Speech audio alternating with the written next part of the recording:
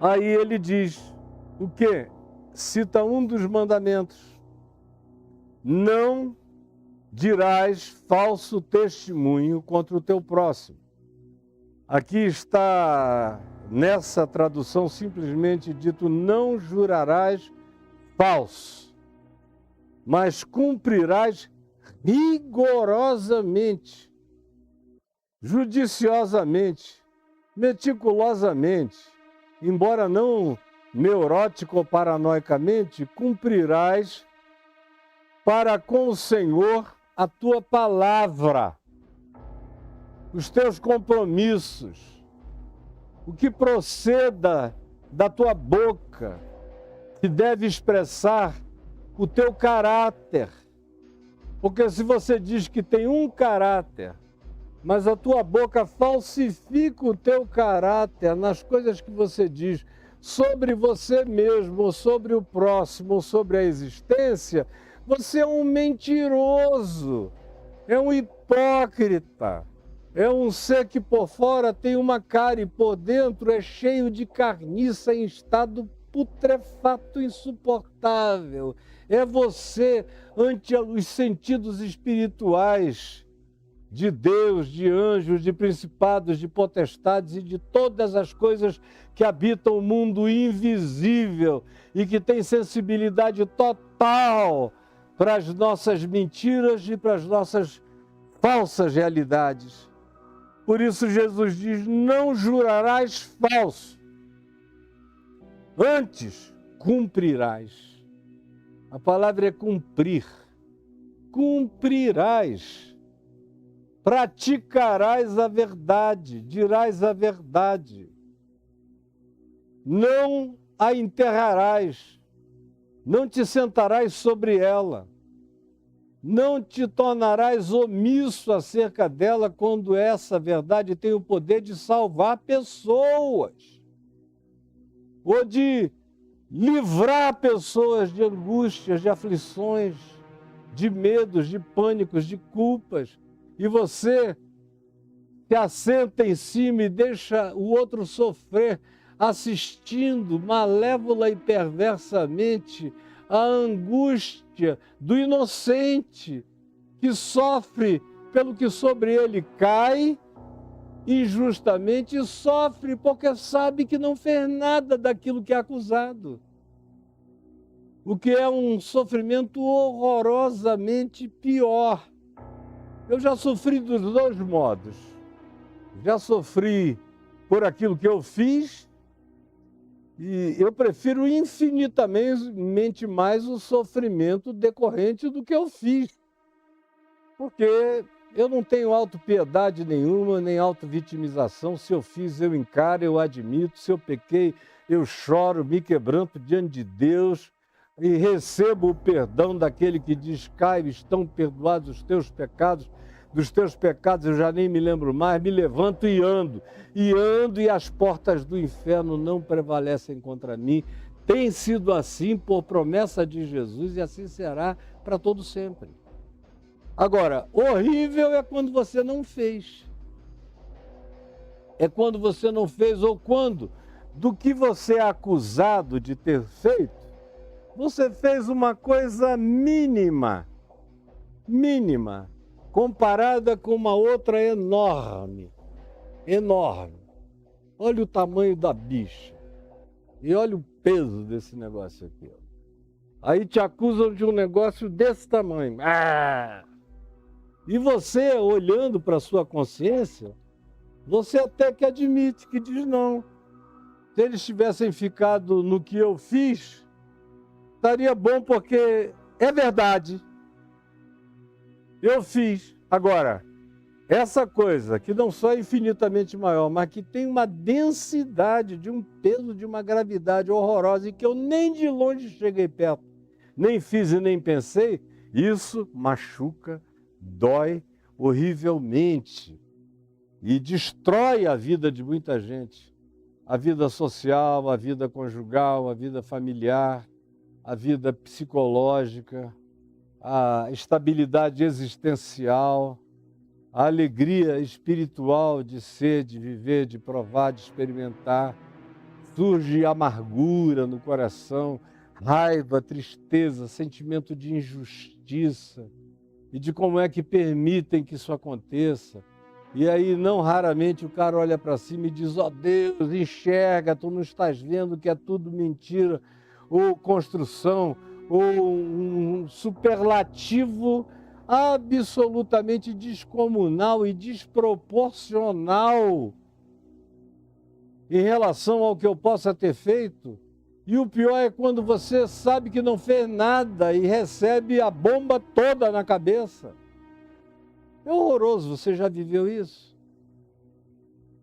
Você já viveu isso? Você está vivendo isso? É um horror. É enlouquecedor para muita gente fraca de emoções, que não tem a casca muito grossa. É algo que arruína totalmente. Intimida. Faz a pessoa se encolher. Ou então produz um ódio, uma raiva, um sentimento de vingança tão grande que a pessoa boa, ao invés de continuar praticando o bem, vencendo o mal com o bem, ela perde toda a esperança no significado do que seja bom e decide partir para enfrentar o mal com o mal, no olho por olho, no dente por dente, na vingança. E aí um ser humano, gente boa, se corrompe, se degenera, se arruína, tem o seu caráter esfacelado, pulverizado, fragmentado e se torna um ser horrível, amorfo, idêntico ou pior do que aqueles que mal fizeram a ele, com a mentira, com as fake news que trouxeram. Não jurarás falso. De modo algum, antes cumprirás a tua palavra. Não inventarás mentiras, nem supostas razões que justifiquem. Trata com sinceridade, com verdade. E Jesus prossegue, dizendo: eu, porém, vos digo. Isso foi o que foi dito aos antigos. Agora, eu digo a vocês que isso não tem necessariamente nada a ver com Deus. Não é por causa de Deus que eu falo a verdade. Antes de tudo, é por causa de mim e do meu próximo que eu falo a verdade. Porque se eu minto, Deus não diminui, não se torna menos Deus por causa da minha mentira.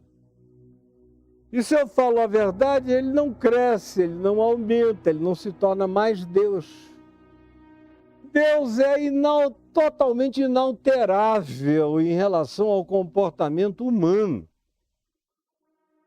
Agora, eu não. Eu, quando minto, começo a desenvolver doenças.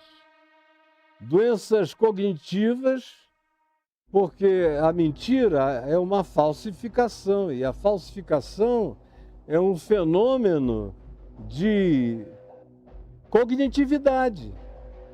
No início eu começo dizendo: eu sei que os fatos foram esses, mas eu vou vender esses fatos aqui. Só que depois de um tempo, o indivíduo que vai fazendo isso vai ficando viciado na narrativa. Depois de um tempo, ele vai perdendo a referência do significado da verdade. Depois de um tempo, a verdade passa a ficar cauterizada no coração dele. Até neurologicamente falando, ele atrofia o lobo, o ambiente de acolhimento das factualidades e desenvolve muito mais um lado do cérebro que tem a ver com as inventividades. Por isso, gente acostumada a lidar com interrogatório e faz isso com expertise, tem uma facilidade muito maior para perceber a invenção de uma história, até pelo tipo de olhar do indivíduo, em que direção ele olha, como ele levanta os olhos, que lado do olhar ele levanta, porque você consegue ver praticamente, a perceber a construção, a criação da história, da narrativa, do enredo, diferentemente de alguém que não falar a verdade não precisa multiplicar palavras. A verdade é muito simples, é muito clara, ela é ou ela não é. E ela não tem que procurar nada em lugar nenhum para fazer essa construção abstrata, para enganar os outros. Ora, se até eu, que sou essa porcariazinha aqui, essa bostinha santificada pela graça de Deus em Cristo Jesus, olho para um mentiroso e vejo a mentira explícita na cara dele, o que dá uma angústia enorme, porque você fica olhando e diz, esse cara pensa que está me enganando, me contando essa lorota horrorosa, feia, diabólica, demoníaca, e me tratando como um otário que não vê escrito na cara dele a mentira dele, e as obras dele, os frutos dele, as ações dele, os jeitos, os modos, as expressões todas, não é apenas uma leve aparência, é um modo de ser. A atitude dele me conta uma história oposta da narrativa dele. Mas quando você vai se habituando a se entregar nisso, e tem gente que está completamente viciada, e eu não estou falando de uma minoria, é uma maioria completamente viciada na mentira, e não é só aqui, é no mundo todo. Esse está se tornando o planeta mentira, o planeta engano. Ninguém está mais preocupado com verdades, as pessoas querem saber qualquer coisa que você mostre, elas já vão logo dizendo, foi montagem. Não, isso é digitalização. Não interessa. Se Jesus, na ressurreição, tivesse sido filmado, tanto faz como tanto fez. Nessa era da mentira, tudo seria montagem, digitalização, foi um chroma key. Ou seja, no passado, como não tinha nada disso, foi invenção dos apóstolos. Os seus discípulos vieram e contaram essa mentira, construíram esse embuste. Foi o que as autoridades religiosas do Sinédrio disseram ao povo, sem conseguir explicar o que tinha acontecido, porque era grotesca demais a evidência da ressurreição. Então inventaram uma fake news, que perdurou no coração dos judeus até o dia de hoje, e no coração de muitas outras pessoas. Mas mesmo que tivesse sido fotografado e filmado numa época como a nossa, mesmo que você dissesse, olha, naquele tempo não tinha digitalização, mas já tinha foto, vão dizer, não, isso é aparência de velho, mas foi feito outro dia com aparência de velho, vocês é que são todos uns otários, uns enganáveis, de modo que não adianta apresentar vídeo de coisa alguma. Eu recebo vídeos de OVNI aos milhares, mas como todos praticamente que eu recebo são inferiores às coisas que eu vi pessoalmente na presença de muitas testemunhas, eu nem publico porque eu ainda não encontrei nada melhor, nem mais forte, nem mais poderoso do que as coisas que eu vi. E sabendo que a gente está nesse tempo em que tanto faz. Se tiver gente com você vendo e assistir, e chegar alguém ali na esquina, impressionável, e dizer, rapaz, eu estava na casa do Caio com mais outras pessoas e a gente viu um negócio extraordinário que ficou lá em cima uns 40 minutos e saiu da velocidade do pensamento, sólido e sem som, denso, ao mesmo tempo mudava de forma, parecia ser transdimensional, seja o que seja. Aí o cara te olha e diz, que é isso, rapaz? São os hologramas, tem muito holograma, ou então tem a teoria do universo projetado, do game projetado. Ele não passou disso, foi uma falha na Matrix. Não dá mais para ter conversa de nenhuma natureza com ninguém, nem com coisa alguma, porque tanto faz como tanto fez.